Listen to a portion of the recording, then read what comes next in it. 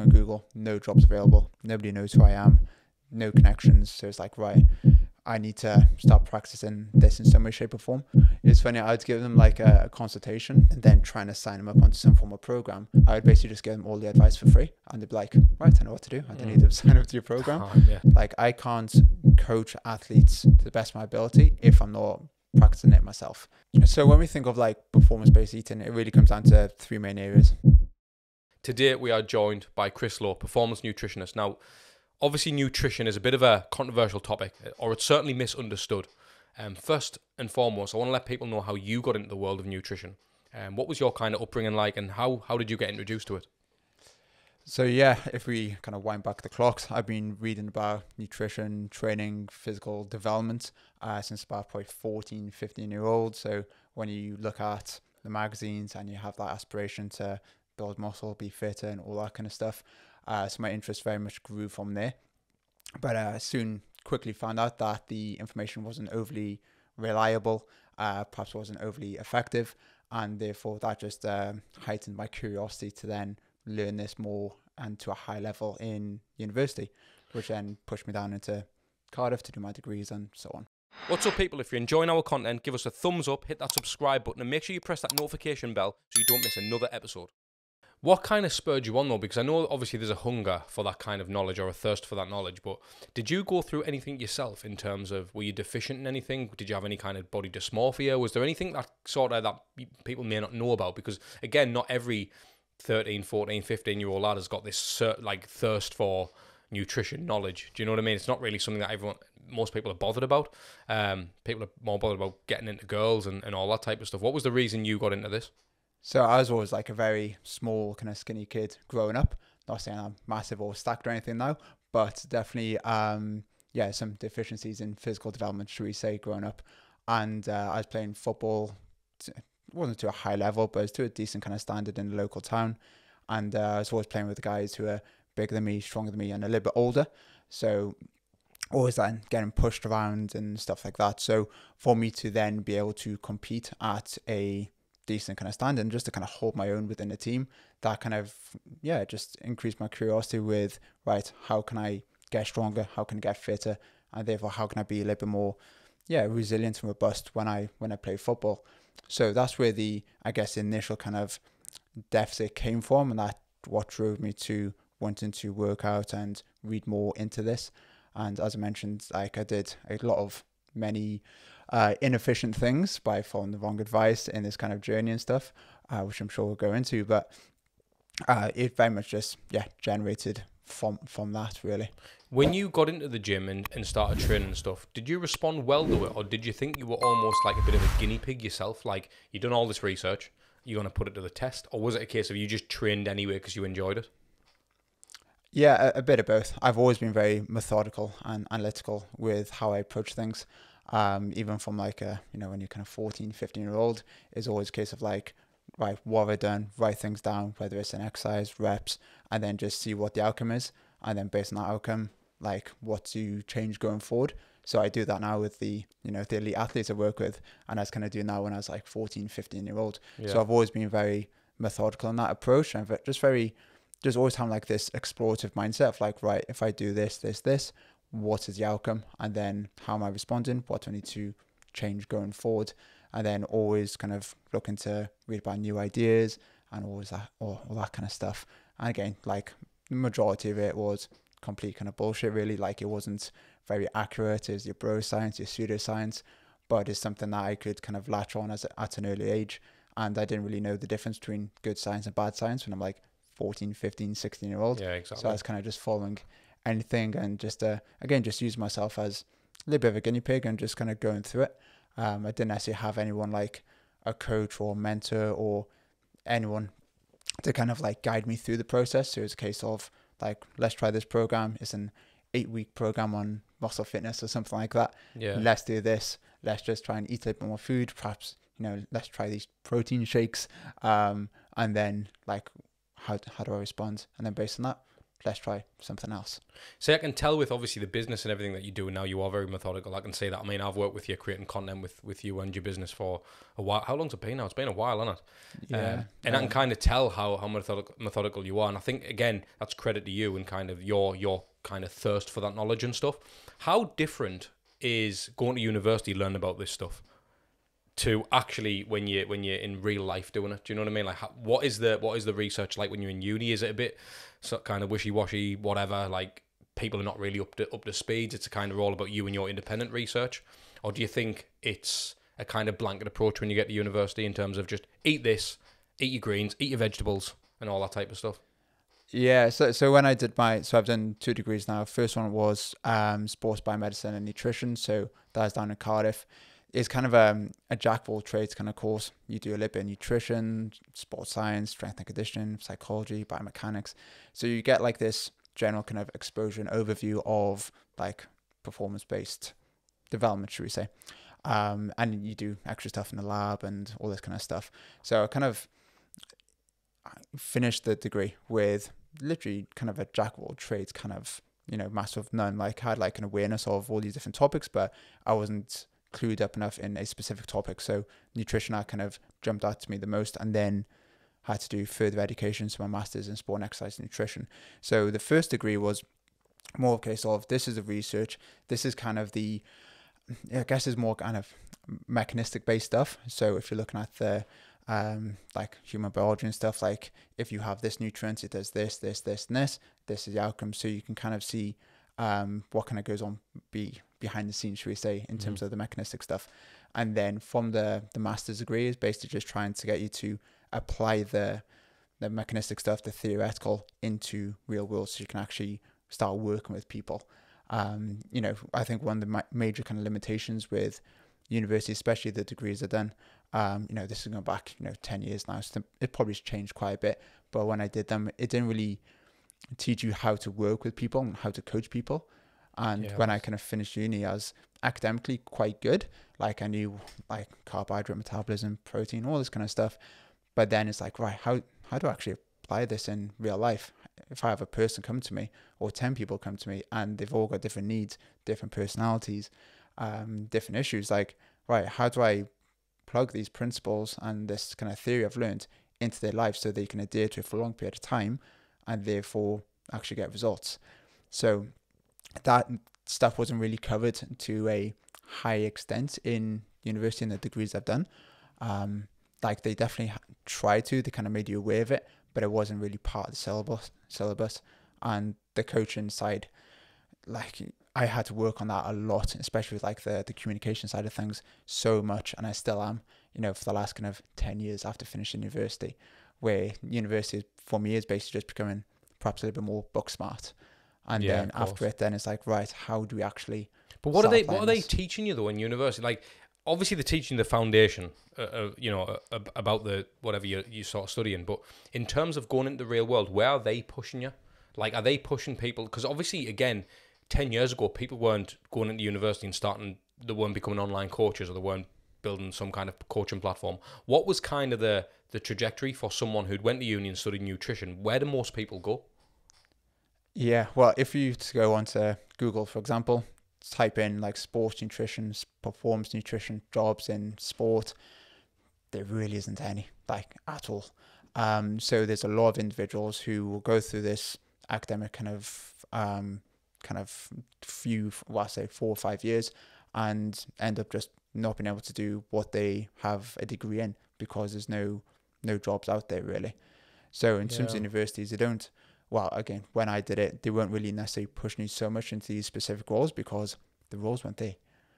It's mad, isn't it? So what were you, when you were actually going through your degree, did you have an idea of what you wanted to do at all? No, I was incredibly naive.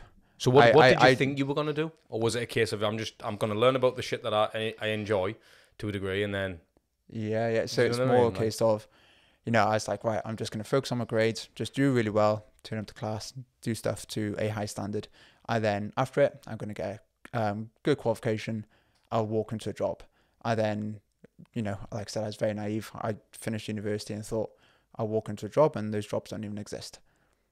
So it didn't matter what sport you looked at, even like the top sports, football, rugby, that they weren't there. So how does someone from a nutrition team work at, say, Manchester United or a Premier League football team or a rugby team or whoever it is? How do they get them jobs? Have they been through the university system? Or Yeah, they'll have to be, yeah. And how do they get into those? If those jobs can't be simply applied for, then how do they do that? Yeah, so now it's changed a little bit, I believe. So, say big teams will work with universities, so have like a collaboration there. So it'd be a case of, right, we got, say, a team of PhD students who want to study football nutrition. So we're gonna basically provide our support for free. So we're going to put nutritionists into your team to provide that nutrition support.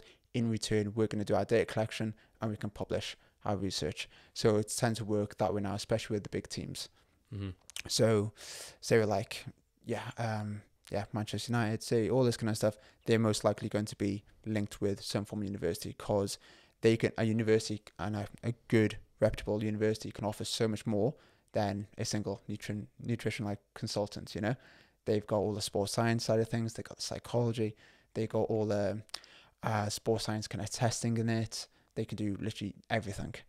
Where for me going in, it's like I can't offer that. So they're going to trump an individual just going into a team sport massively, you know. So that's where the main route is now, I believe.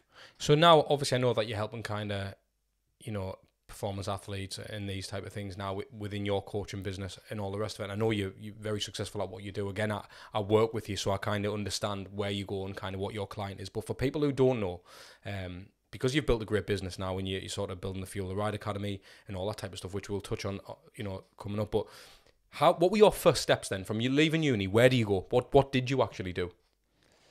Yeah, so first steps was finish university, and I needed some money. So I worked at a bar for one night, and then luckily I ended up doing some personal training.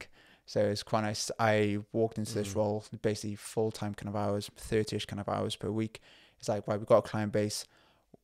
Can you deliver these sessions? So I'm assuming your PT qualification was covered in your degree. So I did that just separately. So you did that as well. So you did 2 degrees and a PT qualification. Yeah, so that was kind of I did that pretty much in the summer that I finished my masters. Yeah. Did you ever feel at that time you were kind of overqualified? Do you know what I mean? Like, it's a bit mad, isn't it? Because I don't personally know anyone who's got 2 degrees. So 2 degrees in a level 3 PT? Yeah. Something like you've done. Because obviously you understand it now, I can't really find jobs. There's not many things I can apply for. As you say, if I Google something, sports nutrition, where do I really go?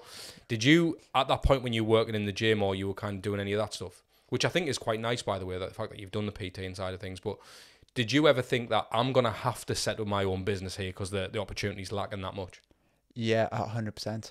So it's quite interesting with the kind of the qualification side of things. So when I was going to kind of bigger chain gyms for work, they basically, what I felt at the time is that they wouldn't give me a role because they saw us perhaps slightly a little bit overqualified. Yeah, and I thought that would have been the case. Like, they knew that, like, right, when a job or role does come up, that's gonna be more suited to you and your qualifications and degrees and stuff.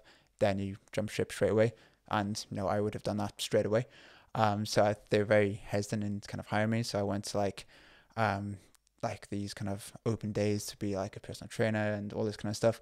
And I was getting turned down all the time. I couldn't get a job as a personal trainer. And then is a private gym in the north of Leeds. They had a client base. The guy who owned it, he's an ex rugby league player. And he saw the value I can bring and stuff. And I was just transparent with him, like, I want to do my nutrition stuff as well. And he allowed me to do the both, which was great. So basically when I finished my degrees, look on Google, no jobs available. Absolutely nobody in the industry, nobody knows who I am, no connections. So it's like, right, I need to start practicing this in some way, shape or form. So what was great about the personal training side of things, even though it wasn't necessarily an area I wanted to go into in that much kind of detail, it allowed me to really practice coaching and communicating. And dealing with people in it. Yeah. Building them skills. So that was invaluable. I had such a wide variety of clients in terms of goals, backgrounds, personalities. It's like, right, now I can actually start practicing. So that was hugely valuable for me. And basically every hour I had between a personal training session, I would work on the nutrition business side of things. Yeah. And then it's over time, then it went from like 35 hours of personal training a week and like zero nutrition to then like the scales tipped the other way. And then, went down to part-time personal training, then got to a point where I was self-sufficient with the nutrition coaching side of things. And with the nutrition coaching, what were you doing exactly? Were you basically giving people advice on how they can enhance their performance? What was the model of what you were delivering? Oh, such an awful model at the time. It's very much like your time for money kind of scenario, Okay. So it's like, right, you book in for a consultation, whether it's could be £30, £40, £50 or something like that. I'll write you a little bit. Did you have to do it for free at the start, by the way? Did you have to do a lot of the free shit to? Yeah, again, like I had absolutely no idea how to do anything business related. Like not in the slightest. Didn't know how to sell myself. Didn't know how to offer value. So it's funny. I'd give them like a consultation, like, and then trying to sign them up onto some form of program. But in terms of the consultation, or perhaps like the sales kind of meeting, should we say, I would basically just give them all the advice for free, and they'd be like, right, I know what to do. I don't need to sign up to your program. Oh, yeah. And they walk out the door like, oh man, that didn't go well. So yeah, that was an interesting kind of period. I was just leaving so much money on the table because I just couldn't sell. It's funny, Chris, because I'm from a sales background and I've worked in sales for absolute years, and I've kind of had it kind of gives us the thought there. I would advise anyone to do sales, and I know a lot of people have said this before, but the reason being, right, is I dealt with millionaires, people who struggle to get credit, no matter who it was. They literally wanted an iPhone or an Alcatel or whatever device that they actually wanted. It could have been broadband or whatever it was that I was selling at that particular time. But the beauty is the range of clientele or potential clientele or prospects, they were across the board. As I say, you get the millionaires and the people who can't get credit. Not that millionaires can't get credit, but you know what I mean? The whole spectrum of people's financial situations. And the beauty was you had the same product no matter who the client was. So I started to understand how I can pitch the same product regardless to different types of people. And I think that's taught me so much in business. Now I've had 2 failed businesses before the Content PT, and I've always been open about that. And I think it wasn't a case of that the business wasn't well. It was a great model what we had, but I think the clientele we were approaching were completely different, and they weren't the right fit. They weren't the right qualified lead, if you like, for that particular business that I was pitching. Now I've kind of got my niche, I've got my avenue, and I provide a great service for that. And it's the same as with what you're doing now. Like the type of guys that you're working with, it's elite athletes as well. I mean, you've seen the Josh Kellys, you've seen the Wasps, you've seen all the type of people who you're working with. So for people who don't know where you're at now currently, what does Chris Lowe do?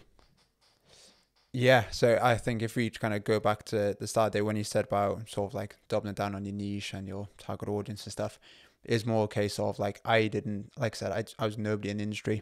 Nobody knew who I was. Like, why would they trust me? Like, I wanted to work with elite athletes, but I had no experience, anything like that, no sort of social proof, testimonials. So it's like, right, I need to practice nutrition and I need money. So I will just work with anybody and everyone. So whoever came through my door, I try and help them with the nutrition, right? And then over time went from like pretty much anybody and everybody then into people like, right, just people that like going to the gym. So you have like a little bit of a more of a serious kind of physical goal, should we say? And then that kind of then transitions into more kind of your kind of semi-pro kind of athlete, should we say? And now it's gone straight into kind of elite. So it's been that nice kind of transition. And now I'm in the position where I can just kind of target like sub-elite and elite athletes only. And then I can be far more specific with my marketing and all that kind of stuff. And your research as well. And having your finger on the pulse in that industry. If you're consistently looking at top research for endurance sport athletes and all that type of stuff, you can really, specify in that, like niche right down, which you are doing. Yes.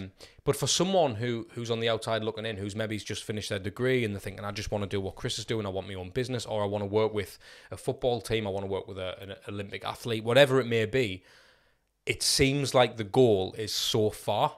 And because I've worked with quite a lot of high profile people and things like that, I kind of have, the advice I would give is there's no real model. It's just literally putting the hours in consistently.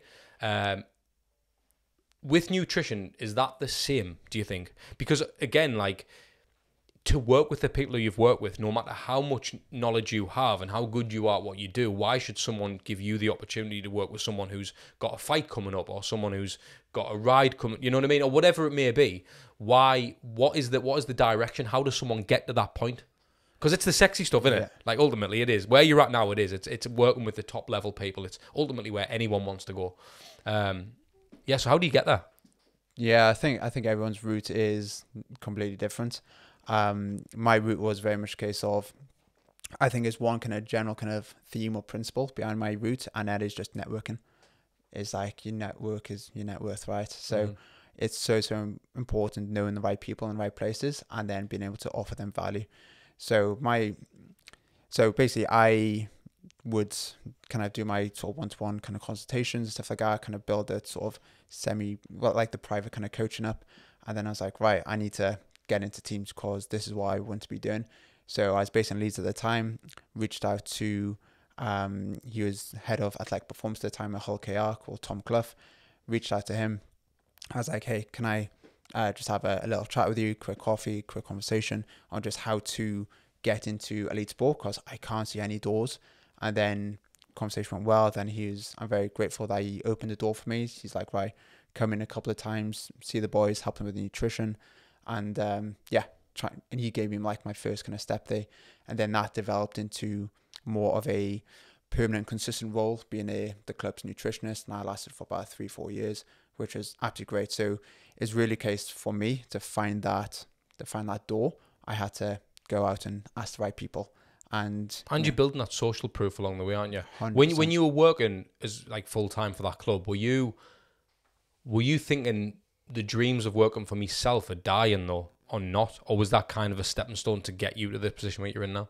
Yeah, so all the roles I've had, they've always been contracted in, consulted in. So like 1 day a week, 2 days a week, like full-time. So it's always been your business. Yeah. Okay. So it's still like, right, I'll send in like my invoice. I'm still like consulting and contracted in, So it just kind of just went from that, really. So I got my foot in the door there. And then the overarching thing that I always see with every single guest I've had on this podcast, like, no matter what field you're in, it's business, isn't it? Yeah. Where does that come from you? Where's that ethic? Where's that fire? Where does that come from you? Because again, a lot of people who are not in nutrition, like, yeah, nutritionist, probably, it's not really business. They probably don't see it. I mean, I see it again purely because of the people I work with. But for you, where have you got that kind of business hunger from? Like, that entrepreneurial kind of spirit, where's that came from you? Is your mum and dad that way? Like, where's it come from? Yeah, my dad's got his own business, so I guess I might have taken some traits off him in terms of like his work ethic. Like, he worked, like, both mum and dad worked incredibly hard to give me and my sister a very good like upbringing and giving us a nice foundation to kind of do what we want to do. So I think I've just perhaps pulled a few kind of traits and characteristics from them, and that's just like, helped me quite considerably going forward now. Do you ever get advice off your dad about business? Perhaps a little bit from the financial side of things, but not necessarily from a marketing or anything, that kind of stuff. So my dad was, he's an electrical engineer, like had a IT computer business, and he kind of started off in a small town, hometown Aberystwyth, where where computers were becoming kind of a thing and popular. So he kind of just had that timing right, had the right product, and then he kind of had the town, really. So it kind of just went off like that. So he didn't really have to do any marketing or anything like that. It's, it's a small town. It's like, who do you know? It's like, right, let's go to him. Good service, good price, all that kind of stuff. And then it just he made his business from that kind of way of doing things, where when you're doing things online, it's a completely different world. Minefield, isn't it? Like, what I was going to ask you that, like, because again, like, sort of my kind of social group, nobody who grew up with me does what I do. So it's almost like I can't justify what I do to people, nor should I have to, but it's almost like people wouldn't understand. Like, well, hang on a minute, you're filming bodybuilders and online coaches and people building online businesses. How do you make your money? Like, they don't understand the demand. But obviously, when you're in it, like, I understand that, like, it's a good business. But with you, like, especially from your mum and dad, obviously, like, your dad having an electrical business and stuff like that, like, What does he think? What do they think? What do your parents think about what you're doing? 'Cause it's almost a bit like, Chris, get a proper job. Has that ever been a thing, or has it just been like, no, we trust him, he's... Yeah. They got full kind of trust in me. It's like they always said, like, as long as I'm happy and I'm enjoying what I'm doing, then just keep cracking on. But like the way like online coaches kind of make money is, it just, yeah, from outside looking in, it just must look really kind of silly, really. It's like you're not doing like, you're exchanging like time for money or anything, and it's like, how are you doing things? So it must look quite bizarre for sure. You know what's funny, right? I just thought there was a podcast I listened to recently, and they were talking about people who were trying to lose weight. And he was like, well, most people nowadays just go on the treadmill or go on the stairs. The other guy was like, imagine if aliens looked in. That guy is running nowhere and burning energy. Like, how mad does that look? Do you know what I mean? Bit of a random one. But yeah, mate, so in terms of sort of everything, like what you're doing now, right? And all the people that you've dealt with, regardless whether elite up until, regardless whether it's the elite athletes who you work with now or the people you worked with in the gyms back in the day, what's kind of the common problems that people need you for? Like, why are you there? What role are you fulfilling? I get it, they may have a fight coming up, they may have, and they want to know how to sort of optimally perform on the day. But what are the common problems that most people don't see? And it's quite obvious to you, but it's where most people lack. So when we think of like performance-based eating, it really comes down to three main areas. It's like what foods you're eating, how much food you're eating, and when you're eating them. So they kind of have this awareness of like, right, we need to be eating high quality foods. Calorie intake, portion sizes are, going to be very, very important as well. And then the timing surrounding sessions are going to be important too. But then it's not being able to put that in a sort of detailed and structured plan, because all athletes just love structure and routine. But they don't have that with their eating, so they feel like they're a little bit all over the place. So my main role is to give them that kind of structure, that routine, and with that they get a lot of clarity and confidence with what they're doing every day. So they know that they're going into every session, every race, competition, knowing that they're going to feel good, they're not going to fade, they're not going to like nosedive in terms of their performance, they're going to be strong right till the end. So I think when athletes work with me, they will get a certain level of confidence that it's like, right, Chris has said this will work, so I don't have to worry about that anymore. So sometimes they might be on a start line if they weren't perhaps working with a coach, like, oh, have I fueled enough? Have I overfueled? Oh, I'm not too sure. And they've got that worry in the back of their head. So if I come in and say like, right, this is the plan of action, this is going to work, that's one worry that they don't have to worry about, and it's not taking up any kind of bandwidth or headspace, especially if you've got like a skill element to that sport, rugby, football, boxing, stuff like that. The less kind of worry you have, the better, obviously. So I will go in and just provide them with that confidence, essentially, in terms of the nutrition programming. And then a large part of that is ensuring that they adhere to it for a long period of time. So we know that when we're consistent with our daily actions, we build habits. And when we then do that every day, we put the reps in, those habits become conditioned and they become the new norm, essentially. So my whole kind of ethos with nutrition coaching is to create that lasting change. So they are fully educated, they're autonomous, and they could do this for the rest of their sporting career. Without you, ideally. Yeah. So that's where perhaps the business model kind of falls apart. But at the same time, it's no, I don't think it does. I think it's why driving instructors are in business. It's the same thing, isn't it? Once you pass your test, you don't need them again, but they'll give you what you need to kind of go on. And I think that's the beauty about what you do. Do you think everyone would benefit from having a good level? I know it may be an obvious question, but do you think everyone would benefit from having a good foundation level of nutrition? Because for me, the way I look at it is, a lot of people who want to just go into the gym and they want to look good, people don't want to be thinking about, eating their oats and eating their protein and all that type of stuff. They're not really calculating the macros, the calories are a bit all over the place, they fluctuate, they don't really, you could argue and say the gym is performance, because of course it is when you're going to do a workout, but for the average Joe, do you think it's okay for someone to just eat shit and train and whatever? Or do you think they should all be, even when they're going into a gym session, try to be as optimal as they can with their nutrition? It completely depends what the outcome is. Like if they're going into, build as much muscle as they can or drop body fat in a nice, controlled, sustainable way, you do need some level of detail and structure there for sure. But if you're going in there just to maintain a stable body weight, to be healthy, to have like your blood markers in check, then you don't need a huge amount of detail with the nutrition programming. You just need to follow like the principles of eating high quality foods most of the time. And if your portion sizes are correct to support a healthy body weight, then you don't really have to look too far beyond that. So you just focus on portion sizes across the day or the week, and then looking at food quality on a whole. If you do those two things, and you can maintain a healthy body weight, then you're generally going to be pretty healthy. But then you can add layers on that in terms of being more specific with the portion sizes and more specific with food types and timings to then further enhance, your adaptation, your recovery, your fueling. So it depends on what the outcome is. If I'm working with like an athlete, whether it's sub-elite or elite, this is stuff that's going to take them to the next level. But if you're a general population, you don't need to go to that next level, then there's no point even doing that, because you're just creating overwhelm, you're adding complexity, and sometimes a little bit of paralysis by analysis, and ultimately they then can't implement the plan of action because it conflicts with their life too much. With an elite athlete, like, they kind of understand a little bit of the trade-off. It's like, right, I need to be eating my meals at these times, and they need to have that structure and be consistent with that, and be a little bit selfish with that as well.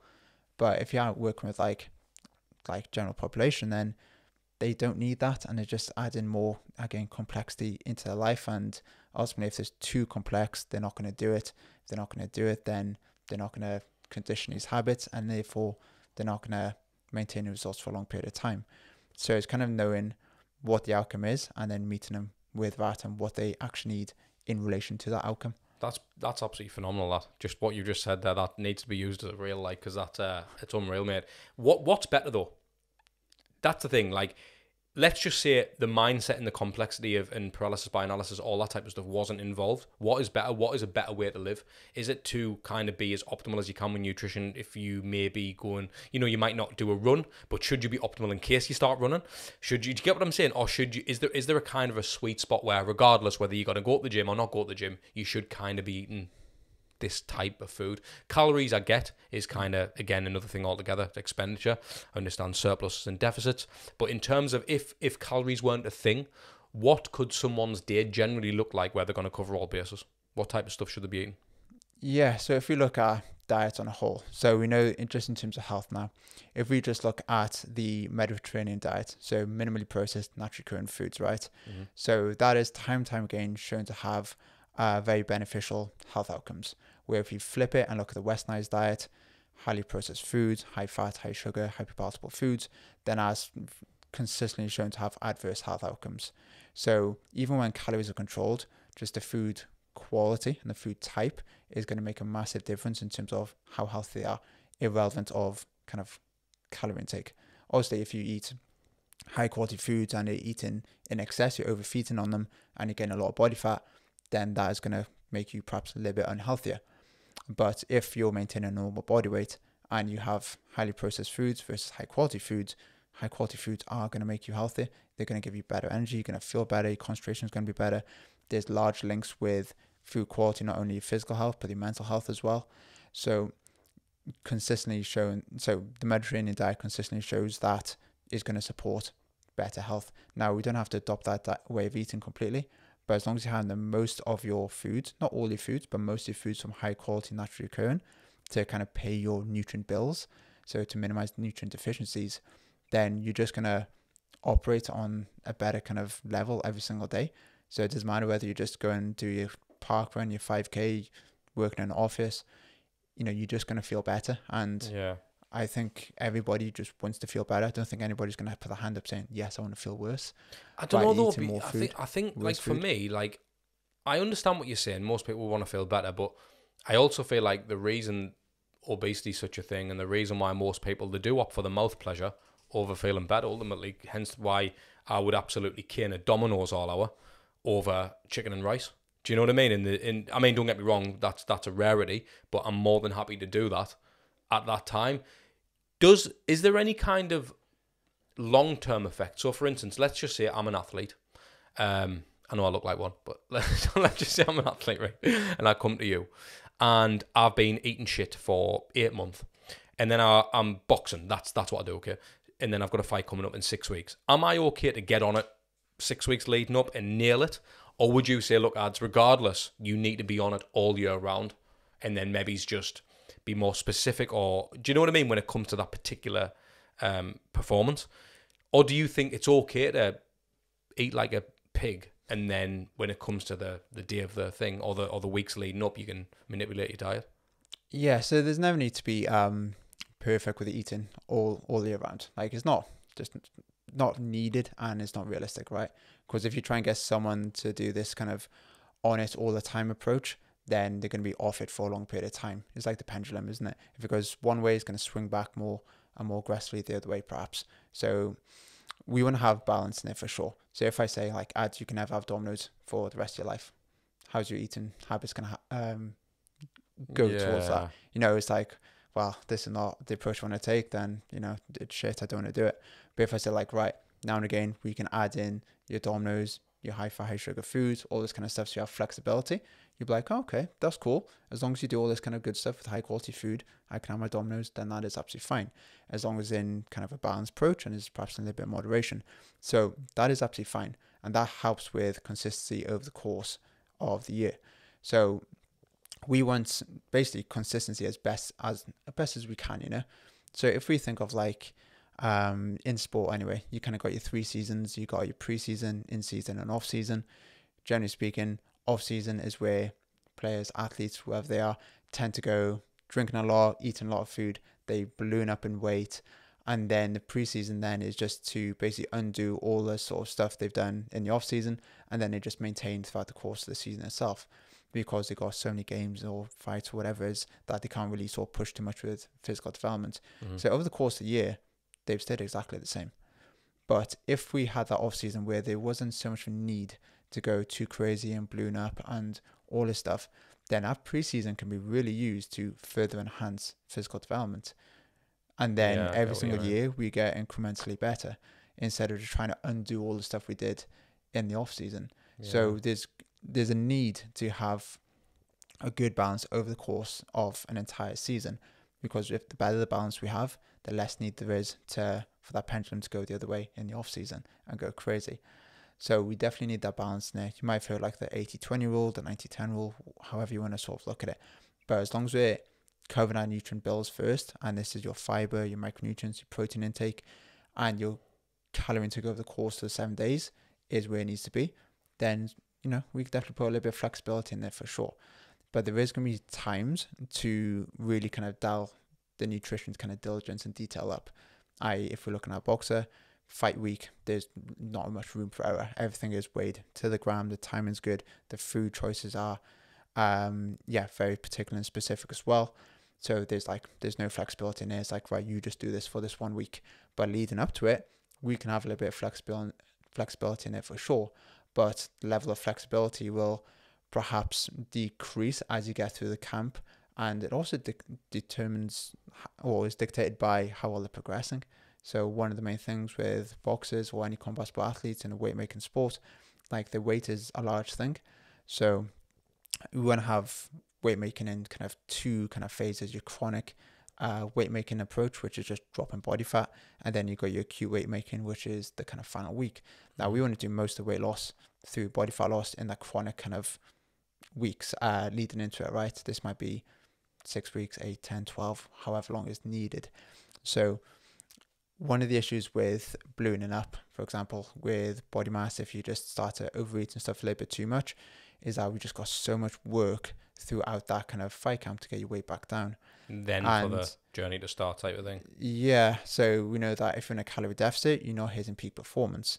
Now, when you're doing your hard training sessions, your sparring and stuff like that, you want to be physically, mentally at your best, so you can have a greater number of high quality training sessions. But if you're chasing fat loss too much and too much for calorie deficit, they're not going to go hand in hand. And you're focused on that more than actually improving your performance, getting them marginal gains. Yeah. You know, when you said about, you know, it's not realistic to kind of be all year round and that type of stuff. You look like you're lean 365, right? So what's your crack then? What is it with you like? Because for instance, is it part for you that you're a nutritionist, right? So your business ultimately is, if you don't look the part, like, don't get me wrong, your knowledge will always be there, but I think it pays you to be lean and look well, and you're always on your bikes and stuff like that, and the kind of activities you're doing. I know you're eating. I mean, mate, when you put them stories out about, like, guess how many calories, I'm like, fuck, how's he eating this much food? Like, you eat a lot of food, but I know your expenditures are that high. It's kind of a trade-off, isn't it? And that's kind of what you need to do it. Do you purposely, are you mindful about everything you eat all the time, or is that just your thing now? Yeah. So I got very robust habits when it comes to eating and lifestyle management for sure. And when I think of it this way, like, I can't coach athletes to the best of my ability if I'm not practicing it myself. Mm-hmm. So it's like, I think I know, but I don't actually know because I'm not doing it. But if I am doing it, then I have that extra level. Do you mean like if someone was, say, playing football and in 60 minutes in, they would start to kind of drop out a little bit? I'll know how that feels like. Yeah, exactly. So then I can communicate that with them. It's like, right, if we're underfueling, it feels like this. I know that because I experience it.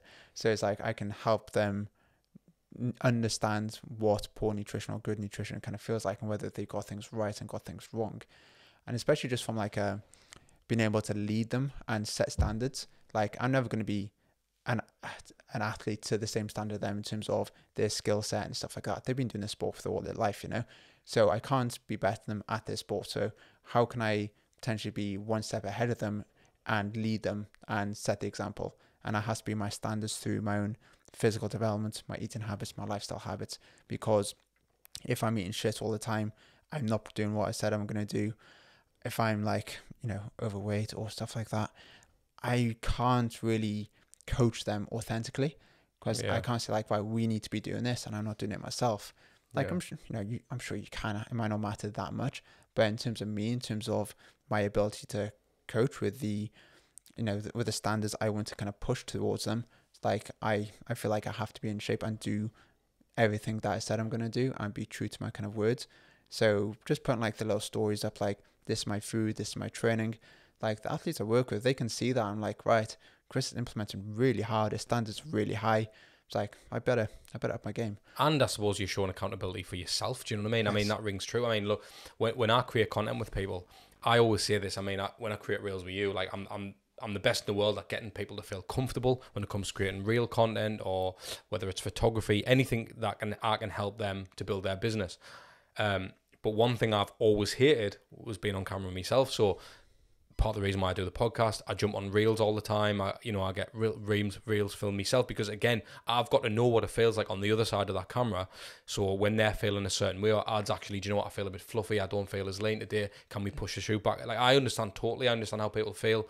I mean, I've been there, I've had the six pack, I've been lean, I've been fat, I've been 18 stone, I've been quite a few different ends of the spectrum, so I kind of know where or whereabouts someone would feel mentally as well as just physically, aesthetically.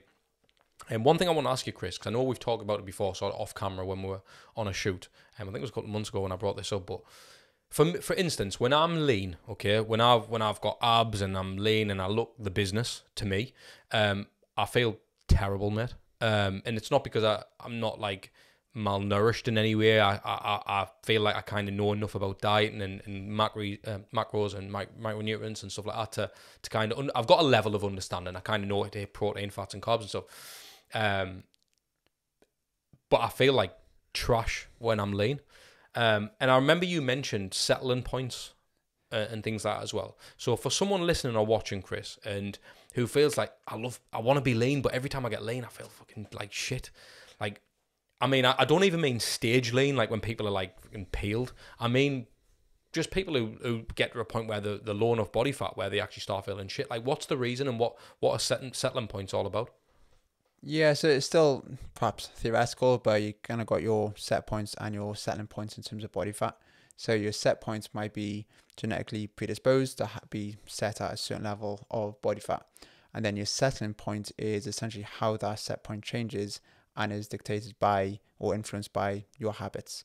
So, for example, myself, I can stay lean very, very easily, to be fair. People probably will hate me saying that, but I can stay lean very easily because my set point is a little bit low. And then because I have good eating, lifestyle, and training habits, my settling point is going to be lower than that. So for me to stay lean, it's actually pretty easy. It's pretty normal. That's where the body is. That's where my body kind of likes being.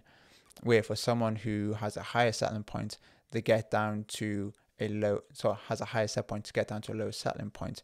This is where there could be just a lot of trade-offs and compromises in terms of your key performance indicators, your mental and physical performance, your energy, your fatigue, your food focus, libido, all that kind of stuff. So for some people, this is where sometimes it's very detrimental to compare yourself to people on magazines or Instagram or stuff like that.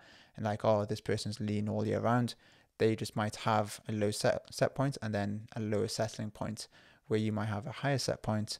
And then for you to get down there, you're just kind of killing yourself to get down there. And it's very, very unsustainable in doing so. So it is largely genetic based, but you can have a lower settling point by having good eating and lifestyle habits, you know? I love that analogy, you know, about the settling points. You know, I know you said is it theoretical based, isn't it, really? Yeah. Is it like, but like with the settling points, right? What's interesting? Because we had a conversation, me and a friend of mine, not long ago, and we talked about, like, say that the guy in the 9 to 5 job, right? If that person can be happy and they can work hard and get fulfillment. I physically I've had that many jobs, and business was always something I went towards, and it's where I found happiness, it's where I felt fulfillment. And I feel like the conversation we had was, like, for me, I can do a 16-hour day. I mean, yesterday I did 14 hours. And I don't really think much of it. Don't get me wrong, it's hard graft, but I love doing what I'm doing, so I don't see it like that. Whereas, stick me on an 8-hour day stacking shelves in a supermarket, mate, different level. So I feel like in the workplace, that's kind of settling points as well. Like, someone's kind of hard work is different to someone else's. And that's why, again, it's not really fair to compare, you know, like a 9 to 5 job with a entrepreneur or something like that, because it's completely different. Like, I always say, if I got happiness in them things, that's what I would do, because ultimately I feel like we're all selfish and we do the things that please us most regardless. And for me, it's not because I've got more work ethic than someone else or any of that shit. That's all bullshit. It's, yeah, don't get me wrong, I'm more than happy to graft my arse off, but at the same time I feel like because I'm happy doing that, that's why I'm that way. Do you get what I'm saying? Whereas to someone else, like, he's a fucking workaholic because he always works. He's working 7 days a week. He's doing this. Like I would do to someone who maybe's worked in a factory, who did overtime, and I'm like, how the fuck can you do 6 days in there? And you like, it's mad to me. And I feel like that's exactly the same. And you brought up a good point there, like why people shouldn't compare themselves to people, you know, on Instagram and stuff. It is really dangerous, because for me to get down to a level of, you know, fucking Christian Guzman or one of these, or a bodybuilder or someone who's on Instagram looks shredded, lean, they look mint in anything to wear, because I know deep down I can get like that, and I can get to the level of leanness, and I can feel, oh, put my top up and look fucking. But I feel like shit. So what's the point of even? I'm never gonna do that. It's not sustainable for me. It's not that kind. I don't want to live that way.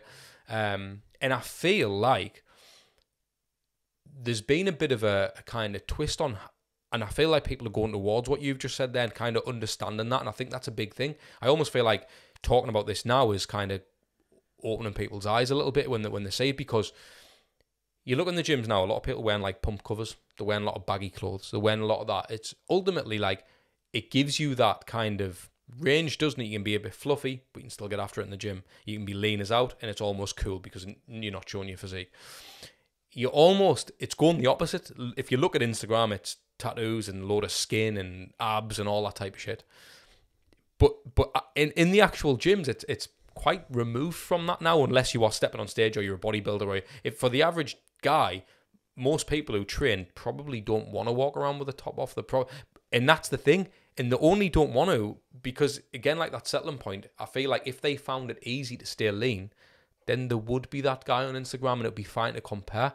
But because ultimately, deep down, they know, fuck me, when I feel like that, it's fucking tough. I'm sacrificing meals. I feel like shit.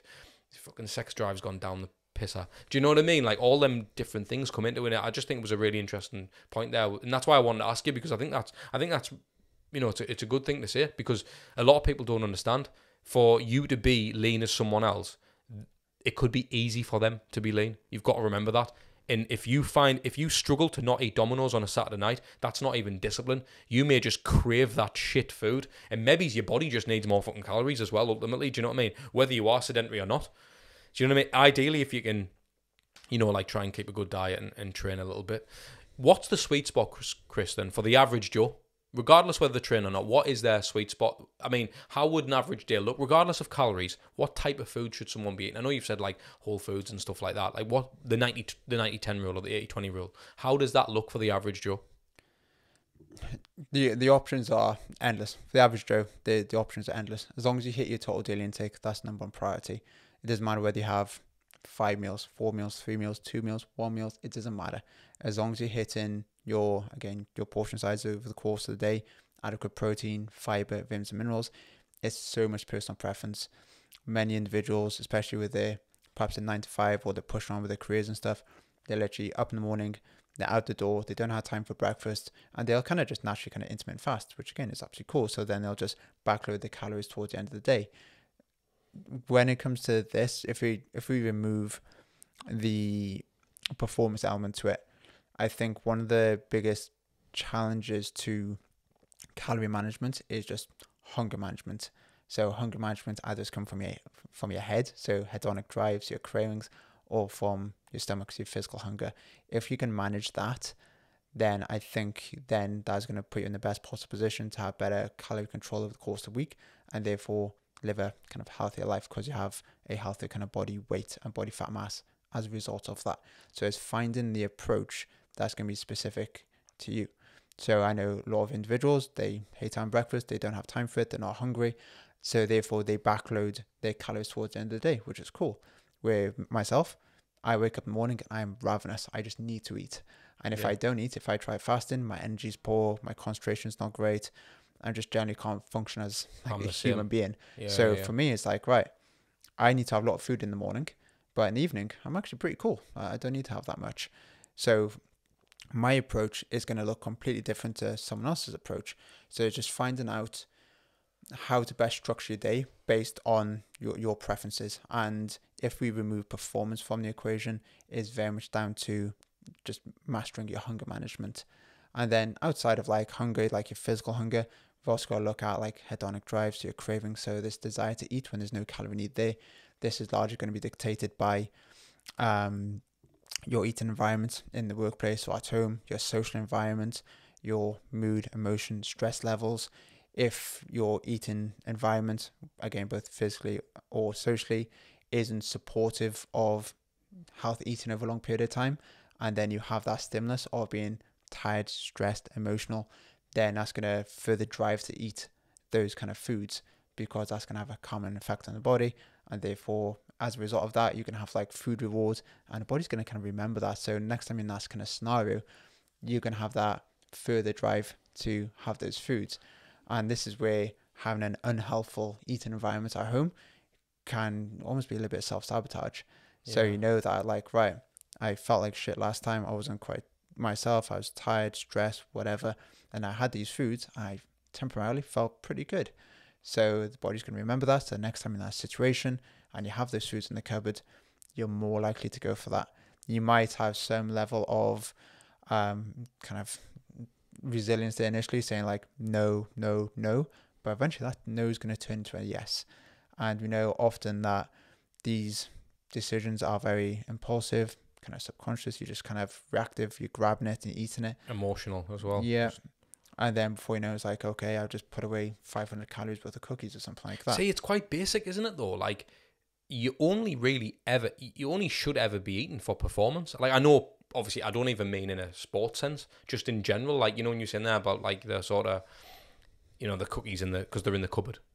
Like, but realistically, you should only ever be eating to function anyway. Like, you don't ever require a cookie, do you? Like, realistically, if your body's adequately supplied with the right nutrients and the right, do you know what I mean? You should never really need that. And I just think that's, again, it's almost like it seems obvious, doesn't it, to someone like me or you? But with, you know, when you were saying about the calorie intake, again, an obvious question to yourself, Chris, but how does someone know how many calories they should be eating? A really straightforward way of doing this is to basically just track your food. So it doesn't need to be in an app or anything. Just write stuff down on paper, take pictures of it on your phone, whatever way you want to do it. So do that for 7, 10, 14 days. And at the end of that 7, 10, 14 days, if your weight's stable and there's no noticeable changes in fat mass and stuff, that is pretty much your maintenance intake based on your level of activity. So your maintenance intake is when calorie intake matches your calorie output. Now, if your weight's stable there, that's your maintenance intake based on your intake versus expenditure, you know? So that's a nice easy way to do it. I think what confuses people though is the fact that it's not daily, is it? It's over the week and the month you wait. So it's like someone be like, well, I had a slice of cake yesterday and 2 days ago and I ate clean all day. Well, I want to put, yeah, but you've got to add it over the days. It's very hard to find a daily intake based on what you ate yesterday. Because I could have had a kebab, a Domino's and a McDonald's yesterday. And today I might be fasting until 6 o'clock and I might have a salad. Yeah. So over the 2 days, that's going to average out. Whereas most people think, well, I have a kebab every week. Well, then you've got to include that because it's a consistent thing within your diet. So again, I think a lot of people probably lie to themselves. If they wrote down everything they ate, they'd probably be surprised. Like, fuck, I didn't know I ate 2 packs of Maltesers on a morning. I didn't know I ate this at 11. One thing I would ask you, Chris, what do you think about nutrition when it comes to the workplace? Because again, you kind of got to set yourself up, right? But in the workplace, you get a break at 12 o'clock for your lunch. So, and ultimately, you got to go and eat now. 5 o'clock, you can have your tea.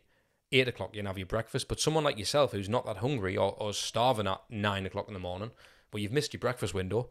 So then you either starve yourself and get starving by 12, or you're eating at 6 in the morning, which you don't want to do. So how do you do you think the workplace is the worst, like a 9 to 5 job? Do you think that's the worst setup for someone to, or do you think that's the best because you've got routine in place? I say it's not too bad because you do have that structure and routine there. Mm-hmm. Sometimes when you say, for example, if you're working from home and you're always in that kind of eating environment where it's very easy just to walk into the kitchen, grab stuff, and then you don't have that structure and you don't have that routine, those perhaps set eating kind of periods, then it's quite likely to overeat. Where if you know you kind of got your set routine when you're in the workplace, this is your breakfast at 7, lunch at 12, and you know that, right, I'm going to have my 500 calories for lunch, my 700 calories at dinner, 300 calories at breakfast, whatever ends up being, you got some kind of structure then, something to work from. Yeah, of course. Where sometimes when you're, say, working at home without the structure, and especially within that environment, it's quite easy then just to, yes, have that similar structure, but then start filling the gaps, shall we say, with extra kind of snacks and stuff, especially if you just come off a meeting, like a Zoom meeting, like a 2-hour kind of Zoom meeting, when you're tired, probably a little bit fed up, drained, and then you're probably just going to grab something, especially when that mental exhaustion kicks in, mental fatigue, decision fatigue. It's quite easy just go for the easiest option, So I want to ask you something that's always interested me, right? And I've always wanted to know these because you hear that much shit with nutrition now. Everyone, it's pure bro science, but everyone thinks they know absolutely everything. But, right, I want to ask you something basic, mate. How much water should someone drink a day? Yeah, so I think this goes down to two kind of ways of thought. So you can either drink to thirst, which is probably adequate for most people under kind of normal kind of temperate kind of conditions and environments. So in that case, you just drink to thirst. If you're an elite athlete where sweat rates are going to be high and water loss is going to be high, then we know when that happens, you have increased thermal strain, increased cardiovascular strain, and therefore that's going to significantly impact both physical and mental performance. So for them, you need to be more prescriptive in terms of the hydration standpoint. But for general population, you can just drink the thirst. That's fine. And what we need to appreciate with fluid intake, it doesn't just have to be water. Like your Diet Cokes, your coffees, that kind of stuff contribute to being hydrated. See, because I drink too much Diet Cokes and stuff like that. But a lot of people are like, I mean, you hear it all the time, don't you? You should always be, I mean, people have timing jugs and everything to measure their intake and stuff. But there's often when I've done, legit, mate, I've done, say, 8 or 10 hours or whatever off the bounce working, and I've not had a drink. I'm like, shit, I'm not drinking enough. Now I've got a headache driving home. I'm like, there's a good chance it's probably that.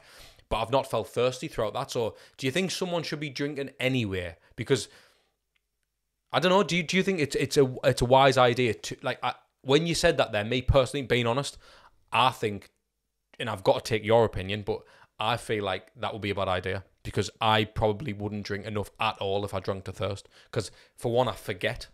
So how do you know when your body's thirsty other than I'm thirsty? Do you get what I'm saying? So is it a wise idea to just actually just drink anyway? Or is the bad sides about drinking too much water? So when it comes to this, if you look at your environment again, so I'll pretty much won't go anywhere without a water bottle. So I'm creating my physical environment around me by counting water bottles. So therefore it just becomes habit so I can stay topped up. So when it comes to hydration, it doesn't necessarily matter about how much fluid you consume, it's about how much you retain. Because if you then overload fluid intake too much on an hourly basis, then you're not going to retain it, you're going to pee it out, and therefore it won't impact your hydration status as well as you could have done when you compare to, say, like drip feeding it throughout the course of the day. So normal day to day, I don't measure my fluid intake. I'll just have a water bottle next to me and I'll just sip on it throughout the course of the day, irrespective of hydration. I'll just stay kind of topped up. That might equate to maybe 300 to 500 ml per hour, but it's always there, and therefore it becomes a habit, because that visual cue just drives me to do that and action that habit. So if you don't want to track your fluid intake, that's probably the best approach to do. What a lot of people may do is not drink throughout the course of the day and then play catch up in the evening, and they're just over drinking a little bit too much and they're not retaining it. They need to go to the toilet at night, get up in the middle of the night to go to the toilet, affecting sleep and stuff like that. So my recommendation is, if you don't want to track it, just have a water bottle with you and just stay topped up throughout the course of the day. But then when you do have a performance element to it, that's when we can look at be more specific, around 30 to 40 milliliters of fluid per kilogram that you weigh as like a baseline measurement. And then we measure how much fluid you lose via sweat during the exercise session as well. Yeah, so therefore you can be better and more prescriptive with your hydration requirements going forward. But when it comes to the fluid side of things, like as I mentioned, you get fluid through your teas, your coffees, your drinks, like your diet drinks and stuff, but you also get through your food. So can you be adequately hydrated through Diet Coke on a daily basis? You probably won't feel overly amazing, but I'm pretty sure you can, be hydrated. Mad. I want to know, from that perspective, just a caveat it, you'll probably feel like shit if you're just drinking Diet Coke all day. That's me, that's pretty much me, mate. I want to know what are common kind of misconceptions and things that I want you to just kind of debunk some myths, mate, when it comes to nutrition and stuff. Is any off the top of your head that you know that a lot of people get wrong? And it doesn't matter how simple it is, because I know that a lot of people watch podcasts and stuff, and like me, mate, I'm a marketer's dream. I'll listen to a podcast and I just think, fucking hell, I need to do this. Like, I'm like that, right? Quite gullible with some things. If I've got a bit of a buy-in, I think someone looks great, there's a good chance I'm going to listen to what they're going to say, without any kind of knowledge of their background. But normally, you hear these type of things, like, again, that's why I asked about the water thing, or you hear, it doesn't matter where you get your calories from. You hear about all this type of shit. Is there anything in particular where you think, actually, this people need to get this right? Like, is there anything what's just commonly kind of misconstrued or misunderstood? Yeah, like nutrition could be very complicated, and it's very easy to overcomplicate it and kind of confuse people and sell people stuff. But if you break it down, it's really simple. Like I always say, like, just do the simple things really, really well, and you typically find that nothing that great happens at the extremes. Like if you cut out all your fat, or you cut out all your carbohydrates, or you do long periods of fasting, or whatever it ends up being, when you go to like these extremes, nothing really beneficial happens long term, especially when it comes to like your overall adherence. So there's the way I kind of will coach nutrition is just to meet the body's demands. What does that look like? Eat an appropriate amount of energy per day based on your energy demands. Eat enough carbohydrates to fuel the training session or the competition for the day. Have protein with every meal. Have 8 to 10 portions of fruit and veggies a day. And it's like, that shit doesn't sell. Like, that sounds boring. It's like, let's do something really cool. It's like, that's going to do like 98% of the heavy lifting when it comes to nutrition if you do it well every single day. And if you do well every single day, it makes a phenomenal difference to your physical, mental performance and health. What's your thoughts on kind of supplements and stuff? What are your thoughts on all that type of stuff? What's your thoughts on, like whatever it may be, like protein powders and stuff as well? Or would you just recommend just eat the actual food, and if you need a supplement, I guess use them? Yeah, so we're always going to advocate a food-first approach, but not a food-only approach. Mm-hmm. So there are times where just certain, say, logistical issues, whether you're traveling, you're not able to get the necessary amount of foods in or the right types of foods in to meet your nutrition demands for that day. It might be personal preference, like for example, your omega-3s. Maybe you don't like eating oily fish, like your salmon, your mackerel, that kind of stuff. So if you don't like that, then your preferences will then force you to supplement to meet that demand. So supplements do have their place for sure. So we always want to try and figure out how to meet the body's demands through food first. And if we can't, then we look at supplements to fill in the gaps. So whether that is a protein powder. So there's nothing magical about a protein powder. If you have a couple of eggs, chicken breast, whatever it is, you can have the same anabolic effect from all those types of food sources. So it's personal preference.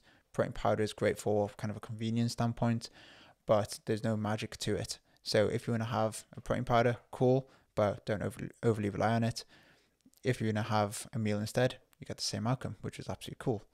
So it's very much a case of, right, can we get everything through food first and really kind of just work through that? Like if you were deficient in certain things, okay, can we then try and do and solve this issue through having the correct amount of foods? If we're unable to, then we can look at the supplementation standpoint, which is absolutely cool. So to go back to my initial point is we always want to advocate food first approach, but not a food only approach, especially when it comes to athletes with very high energy demands as well. So for the average guy who's listening to this and he knows his diet or her is a bit shit, what's the first thing they can do starting from today or tomorrow to get a handle on their health? Would you recommend any kind of multivitamins? Would you? Because I've heard studies about these as well. People saying that more people die from multivitamins than steroids and stuff. Like, is that all bullshit? Like, am I just hearing things? Like, do you know what I mean? Like, again, like I don't know what your thoughts are on stuff, but do you think multivitamins are a good idea? I'm not entirely sure about the fatality kind of data. But when it comes to multivitamins, a lot of people use it as like a nutrition insurance policy. Mm-hmm. So as long as it's like a moderately dosed one, that is absolutely cool. Any brand? Doesn't matter. I'm going to go for your more reputable kind of brands. Mm-hmm. But yeah, like they can be beneficial for sure if you are deficient in something. When it comes to vitamins and minerals, once you're sufficient and you have more is not more. You're not going to get further benefits from it. So for myself, for example, I eat loads of fruit and veg. I actually quite like it. So me having a multivitamin on top of that, it's like having a jungle on your plate. Me having a multivitamin on top of that is pointless. It won't do anything. Mm-hmm. It's just a waste of my money, waste of my time. So there's no point. Mm-hmm. But someone who has, say, not great eating habits and they're just starting off in terms of looking at their eating and want to improve it, but they don't like the fruit, they don't like the vegetables, it might take a little bit of time to figure out how to get enough fruit and veg on their plate to meet the body's demands. So it's like for this moment in time, less than perhaps use a supplement just to fill in the gaps, just so we can get a little bit of momentum with it. So in that kind of scenario, that is absolutely cool. But going back to your question of what can people do if they wanted to start this journey of eating healthier, go back to that food diary, write down everything you eat and drink over the course of a 5 to 7 day period, especially the weekends, because people will eat a lot of chocolate, crisps, high fat, high sugar food, a few glasses of wine, alcohol, without even kind of realizing or registering it. But as soon as they start writing this stuff down, it brings that food into their kind of conscious thought, right? And therefore they'll be like, wow, I didn't realize I'm eating 4 bags of crisps a day. I'm having 3 lattes. Yeah, that's what I mean. People, they don't acknowledge it, but as soon as they start writing it down, that in itself will change their habits. I've done it, and you shit yourself when you start writing what you eat down. You look back and you think, you gluttonous. It's frightening, isn't it? So that's all they have to do initially. If you want to improve the overall quality of their diet, that's the first thing that you can do. Like, there's nothing sexy about it. Like, it's not going to sell headlines, but that's going to make a huge difference. Just write this stuff down. And then what will happen is that they'll replace one perhaps unhelpful habit with a good habit. So if they say like, oh wow, I'm having like curries all the time, I'm having takeaways, pizzas and stuff, and they may change that pizza to, well, they need to eat something. If they remove that pizza, they've got to replace it with something. So then they might put it in with a healthy meal. So all of a sudden you've taken out some unhelpful kind of foods in their diet and put something a little bit better, and that's going to be more supportive and conducive to their goals. So just by doing that, they're going to massively improve the quality of their diet, and then they're going to get momentum with it because they have better control of their calorie intake. They might lose a little bit of weight, they feel better, and that just drives further kind of implementation. If someone's trying to lose weight, and let's say for argument's sake, they're trying to be in that, you know, calorie deficit ultimately, and they've got a meal set at home ready for them, and they're on the way back to eat that meal, and it's a 500 calorie meal, and for whatever happens, they're stuck in traffic, or they're not going to be able to eat that meal for whatever reason, and the only option is a Domino's.